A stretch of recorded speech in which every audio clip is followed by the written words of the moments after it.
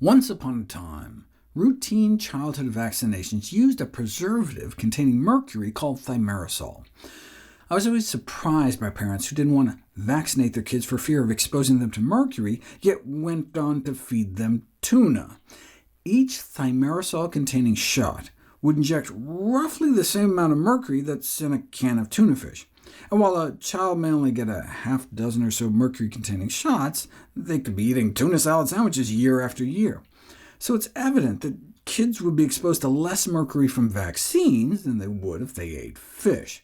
Though when the mercury is injected, the absorption is like 100%, whereas if we just eat it, some passes right through.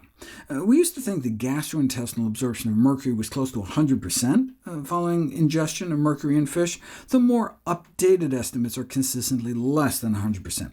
On the other hand, the form of mercury in fish is worse than the form of mercury used in vaccines, which is excreted from the body much more quickly.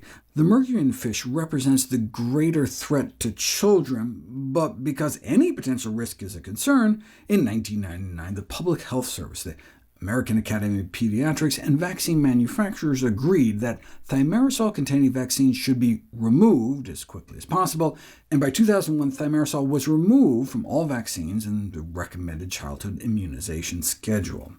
Currently, in the United States, only multi-dose vial flu vaccines contain thimerosal, and thimerosal-free flu shots are widely available. FluMist, the nasal spray vaccine, is mercury-free, as well as most of the single-dose vials used for pregnant women, which anyone can request.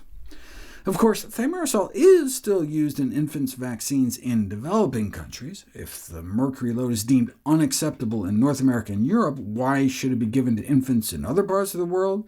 We could also ask, if we want to play it safe and not expose kids to that much mercury, should we be feeding them fish, since kids are constantly getting that much mercury in their meals, and is methylmercury, which is even worse than the mercury in vaccines. Now, there are ways to mitigate the mercury if you can't beat some tuna craving. Drinking green tea with a meal may help block some of the absorption of mercury when eating fish. Normally the recommendation is to not drink tea with meals, because it can also block the absorption of iron, but that's better than the other way to protect yourself, shooting up with heroin. For some reason, the activation of opioid receptors protects nerves from mercury toxicity.